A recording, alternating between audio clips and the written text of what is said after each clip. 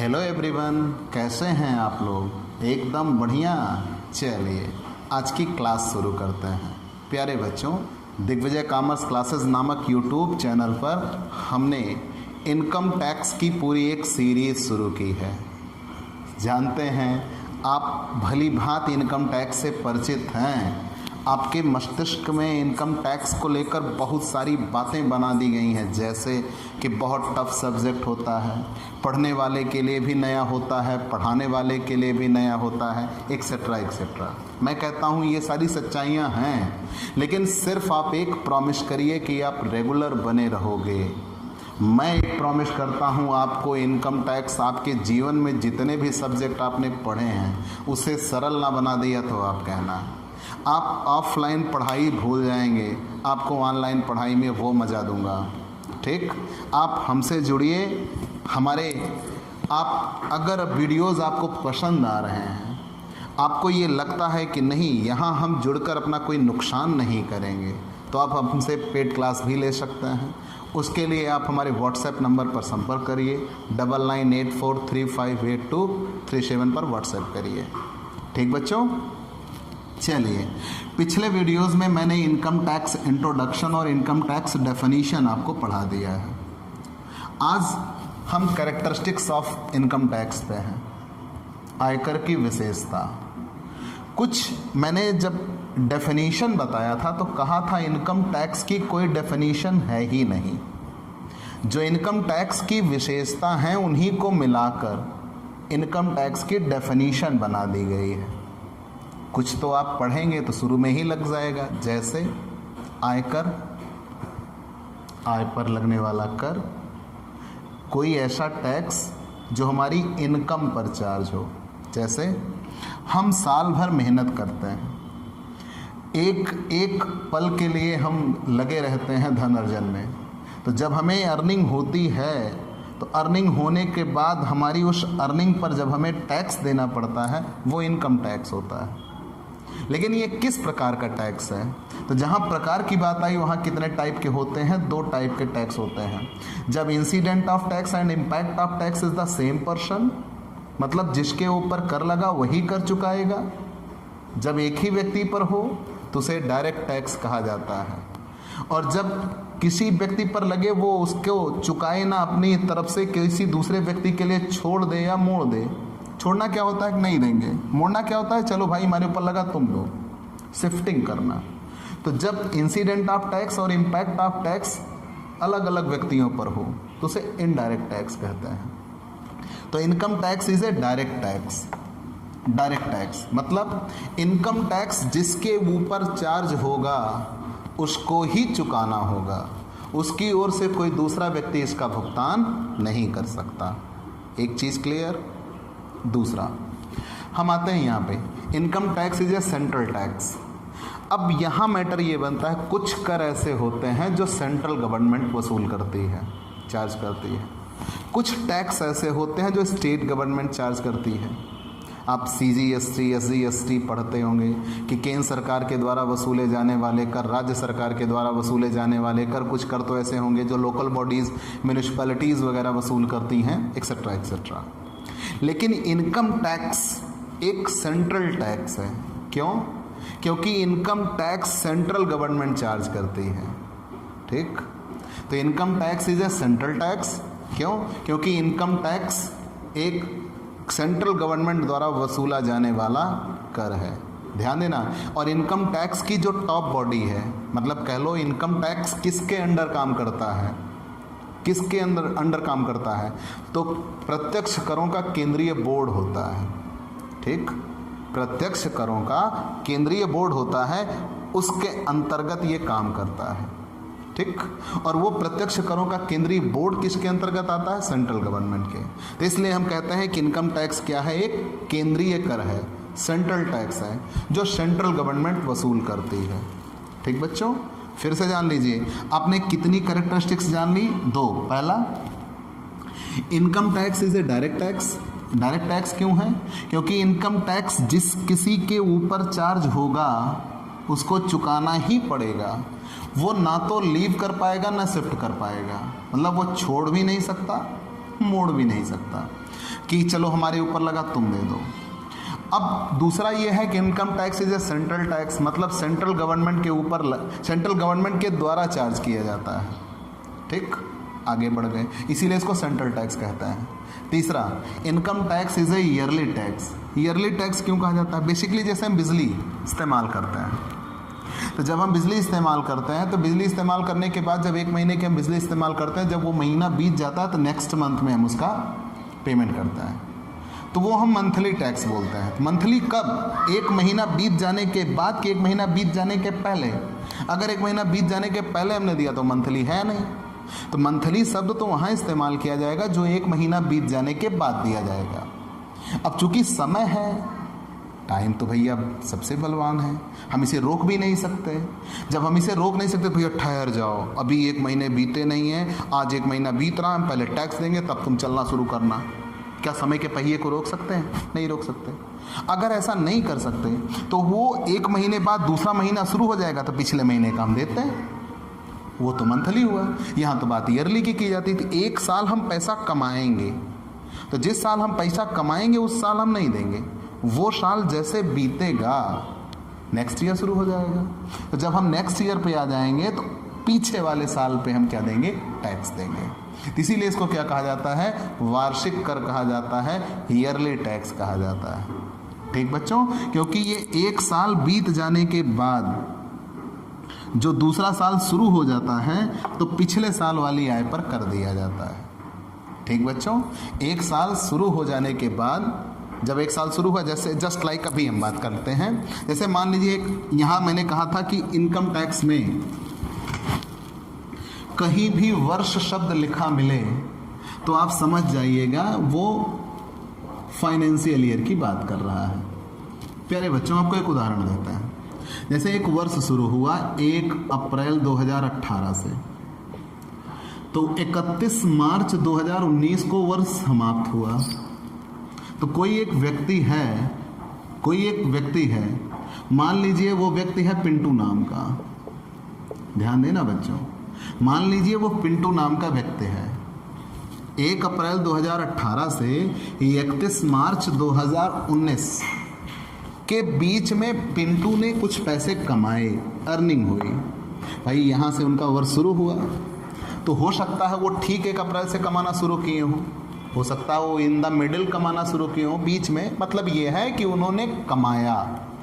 वो हम जब प्रीवियस ईयर डिस्क्राइब करेंगे तब आपको डिटेल और समझ में आ जाएगी। लेकिन मुद्दा यह है कि साल भर में पिंटू ने कुछ कमाया, तो जितना कमाया, क्या वो 31 मार्च 2019 को उनका अंतिम दिन होगा साल का? उसी दिन देंगे कि वो दिन बीत जाएगा तब देंगे? अगर उसी दिन दिया तो ईयरली नहीं होगा। ईयरली तो उसे कहते हैं 1 साल बीत जाने के बाद। तो जैसे ही 31 मार्च 2019 बीता, उसी दिन रात में 12 बजे क्या लग जाएगा? 1 अप्रैल 2019।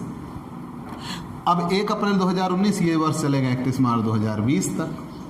तो जो इन्होंने यहाँ कमाया था, उस कमाई पर टैक्स वो कहाँ देंगे? इस सन में देंगे। ठीक, अब इस सन में भी तो पैसा कमाएंगे। अब इधर जो पैसा कमा रहे हैं, 1 अप्रैल 2019 से भी कमा रहे हैं, तो इधर जो पैसा कमा रहे हैं इस पर टैक्स कब देंगे? अगले सन में देंगे, 1 अप्रैल 2020 से 31 मार्च 2021। ठीक बच्चों, अब इधर जो कमाएंगे उस पर अगले साल कर देंगे, 1 अप्रैल 2021 से 31 मार्च 2022। ठीक, आयकर एक वार्षिक कर है, एनुअल टैक्स मान लिया। तो मैंने पहले ही आपको बताया कि जब हम इस साल पैसा कमाएंगे तो ये साल जब बीत जाएगा तभी टैक्स देंगे। और रात में 12 बजे नया दिन शुरू होता है, तो जब रात में 12 जैसे ही बजे नेक्स्ट ईयर शुरू हो जाएगा, वो दिन नहीं पूरा साल शुरू हो जाएगा। तो इस साल में हम आ चुके होंगे। तो कोई भी एक्टिविटीज़ हम करते हैं इन प्रेजेंट करते हैं, ना हम पास्ट में ना फ्यूचर में। भविष्य किसी ने देखा नहीं और भूत में हम जा नहीं सकते।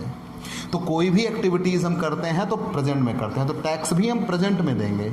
ये चलने लगा, अब टैक्स यहीं दिया जाएगा। वो 1 महीने, 2 महीने, 3 महीने, 4 महीने, जैसे भी रूल एंड रेगुलेशन बनाए जाते हैं उसके बाद दिया जाता है, लेकिन दिया इसी साल में जाएगा, इस वर्ष की इनकम पर दिया जाएगा। तो जब इस साल में हमने जितना कमाया होगा अब उस पर इस साल देंगे। तो इसीलिए इसको क्या कहा जाता है, ईयरली टैक्स कहा जाता है, कि एक साल बीत जाने के बाद उस वर्ष की आय पर जस्ट अगले वर्ष में कर दिया जाता है। इसीलिए income tax is a yearly tax. अगली भी कैरेक्टरिस्टिक्स इसी से मिली हुई है।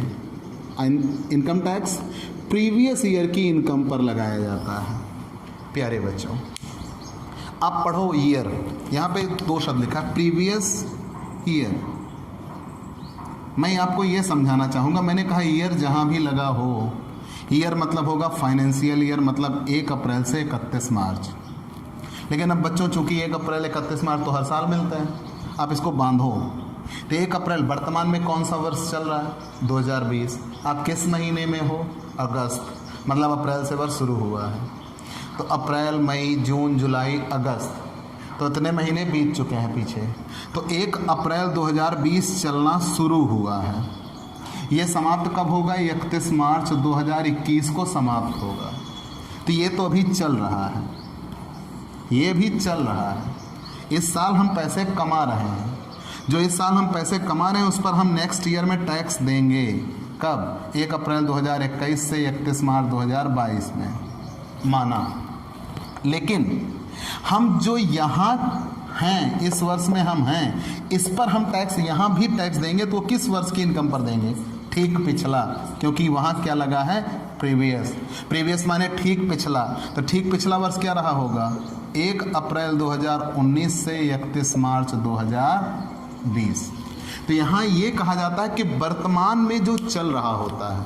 प्यारे बच्चों, आप डेफिनेशन जानिए कि प्रेजेंट में जो ईयर चल रहा होता है उसे हम असेसमेंट ईयर कहते हैं। डेफिनेशन आगे आप इसी पार्ट में पढ़ेंगे, सभी अक्षरों की डेफिनेशन आपको जाननी होगी। तो असेसमेंट ईयर किसे कहते हैं, प्रेजेंट में जो चल रहा होता है उसे असेसमेंट ईयर कहते हैं। और असेसमेंट ईयर के ठीक पहले जो बीता होता है उसे प्रीवियस ईयर कहते हैं। और प्यारे बच्चों, असेसमेंट ईयर जो प्रेजेंट है वो है, प्रेजेंट में ही हम टैक्स देंगे। तो इनकम अर्निंग कब होगी, प्रीवियस ईयर में। तो इसीलिए कहा जाता है जो एक साल हम पैसा कमाते हैं उस साल हम टैक्स नहीं देते। अगर उसी साल टैक्स दे दिया तो ईयरली नहीं होगा। तो इस साल हम पैसा कमाएंगे, इस साल टैक्स नहीं देंगे, उस पर हम इस साल में टैक्स देंगे। तो जब उस पर हम इस साल में टैक्स देंगे, ध्यान देना, इधर हमने कमाया या हमने टैक्स दिया। जब इस जगह पे हम टैक्स देंगे, जितना हमने यहाँ पे कमाया यहाँ पे हम टैक्स देंगे इस वर्ष में। इस साल की कमाई पर इधर टैक्स दिया जाएगा। तो इस साल की कमाई हमारे लिए क्या कहलाएगी, प्रीवियस ईयर की इनकम कहलाएगी। तो इनकम टैक्स हमेशा किस पर चार्ज होता है, प्रीवियस ईयर की इनकम पर चार्ज होता है। ठीक, कब चार्ज होता है, अभी यही आपने जवाब पढ़ा कि जो पिछले साल हमने कमाया था उस पर देते हैं, और जो प्रेजेंट होता है उस प्रेजेंट में देते हैं। और प्रेजेंट में टैक्स लगने की वजह से, चूंकि ये टैक्स इस साल लगता है, इसलिए इसका नाम क्या दिया जाता है, असेसमेंट ईयर। क्योंकि इसी साल टैक्स असेस होता है, टैक्स का निर्धारण इसी साल होता है, इसीलिए इसको क्या कहा जाता है, असेसमेंट ईयर कहा जाता है। प्यारे बच्चों, इनकम टैक्स की हर साल आप बुक लेते हो तो आप उस पर ज़रूर असेसमेंट ईयर देखना। अगर आपने कोई बुक असेसमेंट ईयर 2020-2021 की है तब तो वो ठीक है, पिछले किसी असेसमेंट की है तो वो आपके लिए ठीक नहीं है। तो पूरी बात क्या बनी, वर्ष लिखा है। इनकम टैक्स एक वार्षिक कर है। वार्षिक क्यों कहा जाता है, क्योंकि जिस वर्ष हम कमाते हैं उस वर्ष हम टैक्स नहीं देते, उसके हम अगले वर्ष में टैक्स देते हैं, मान लिया। लेकिन इनकम टैक्स जब हम जिस साल कमाएंगे उस साल नहीं देंगे, अगले साल कर देंगे। तो जिस साल हमने पैसा कमाया था वो क्या हो जाएगा, बीत जाएगा। पास्ट ईयर, प्रीवियस ईयर, बीता हुआ वर्ष गत वर्ष कहलाता है। तो जो हमारी अर्निंग हुई थी, इनकम कमाया गया था, वो किस ईयर में कमाया गया था, प्रीवियस ईयर में। इसीलिए कहा गया आयकर गत वर्ष की आय पर लगाया जाता है। ठीक, सपोज करो आप आज हो, आज की डेट आप सोचो, आज आप पैसा कमा रहे हो तो आज आप कर दोगे। पहले आप कहोगे ये पूरा 1 साल बीतने दो, जब ये 1 साल बीतेगा तो आप अगले साल में पहुंच जाओगे। तो जब अगले साल में पहुंच जाओगे तब आप कर देने की बात करोगे तो पिछली इनकम पर ही तो दोगे, और वो पिछली इनकम कब कमाई गई थी? पिछले साल, गत वर्ष में कमाई गई थी। इसीलिए कहा जाता है आयकर गत वर्ष की आय पर लगता है। और आयकर लगता कब है? वर्तमान में। अब जब आप इस साल कमा रहे हो, इस साल टैक्स नहीं दोगे, अगले साल दोगे, तो वो अगला साल वर्तमान में जब चलने लगेगा तब आप कर दोगे ना, तो वहाँ आप पहुँच जाओगे। तो वो ईयर क्या कहलाएगा? असेसमेंट ईयर कहलाएगा, क्योंकि टैक्स वहीं लगाया जाएगा। इसीलिए उसको क्या कहा जाता है? असेसमेंट ईयर कहा जाता है। तो आयकर का भुगतान कब किया जाता है? इन असेसमेंट ईयर किया जाता है। आयकर का भुगतान कर निर्धारण वर्ष में किया जाता है। जिस वर्ष में किया जाएगा उस वर्ष को ही क्या कहते हैं? असेसमेंट ईयर कहते हैं। प्यारे बच्चों, ये सिर्फ आपको यहाँ वर्ड जानने हैं, इन सब की डेफिनेशन आगे आपको पढ़नी है। 10 विशेषताएं मैंने लिखी हैं, 5 मैंने आपको समझा दी। एक एक तरफ से जान लीजिए। आयकर डायरेक्ट टैक्स है। क्यों? क्योंकि जिसके ऊपर लगा वही चुकाएगा। इनकम टैक्स सेंट्रल टैक्स है। क्यों? सेंट्रल गवर्नमेंट चार्ज करती है। Third, income tax yearly tax है। क्यों? जिस साल हम कमाते हैं उस साल टैक्स नहीं देते, अगले साल कर देते हैं। इनकम टैक्स किस इनकम पर लगता है? जो हम इस साल कमा रहे हैं उस पर लगेगा, जो हमने पिछले साल कमाई थी उस पर हम इस साल देते हैं। तो जो हमने पिछले साल कमाई थी उस पर इस साल टैक्स देंगे। तो जो हमने पिछले साल कमाई थी तो वो पिछला वर्ष क्या था? Previous year. तो प्रीवियस ईयर की इनकम पर लगता है। कब लगता है? प्रेजेंट में लगता है। और वो प्रेजेंट में टैक्स लगने की वजह से उसे क्या कहा जाता है? असेसमेंट ईयर कहा जाता है। तो इनकम टैक्स हमेशा किस पर चार्ज होता है? असेसमेंट ईयर में चार्ज होता है। आप ये 5 कैरेक्टरिस्टिक्स पढ़ चुके। आगे ये 5 कैरेक्टरिस्टिक्स सबसे ज़्यादा इम्पॉर्टेंट हैं और बहुत बड़ी हैं, जो आप अगले वीडियोस में पाएंगे। आप अपने इस YouTube चैनल, अभी चूँकि आपके पास बुक नहीं है, बुक बहुत ज़्यादा अवेलेबल भी नहीं है, लॉकडाउन की स्थिति है, इसलिए किताबें आ नहीं पा रही हैं। इसीलिए हम बहुत थोड़ा थोड़ा छोटा छोटा पढ़ाते हैं ताकि आपको दिमाग में ये बातें बनी रहें। जल्दी ही बुक अवेलेबल होंगी और हमारी क्लास की रफ्तार भी बढ़ जाएगी। ठीक बच्चों, अभी हम PDF आदि के ज़रिए आप तक पहुंचने का प्रयास कर रहे हैं। क्योंकि रूल एंड रेगुलेशन ये सब के लिए बदल जाते हैं, तो इसलिए ये चीज़ें मान के चलिए कि ये विसंगतियाँ हैं, आपको एक्सेप्ट करना होगा। आप अपने इस YouTube channel Digvijay commerce classes पर ऐसे ही इनकम टैक्स के बेहतरीन वीडियोस आपको मिलेंगे, रेगुलर मिलेंगे। आप हमसे जुड़िए, हमारे चैनल को सब्सक्राइब करिए, खूब सारा प्यार दीजिए। और हाँ, अगर हमारी वीडियोस पसंद आ रही हैं तो ज़रूर लाइक और कमेंट ज़रूर करिएगा। आप हमसे पेड क्लास भी ले सकते हैं। 9984358237 is my personal WhatsApp number. आप हमसे जुड़ सकते हैं। जुड़ने के लिए आप हमारे इस व्हाट्सएप नंबर का इस्तेमाल ज़रूर करिए। हम आपसे अगले वीडियोज़ में पुनः मिलेंगे अगली विशेषता के साथ। तब तक के लिए बाय बाय दोस्तों।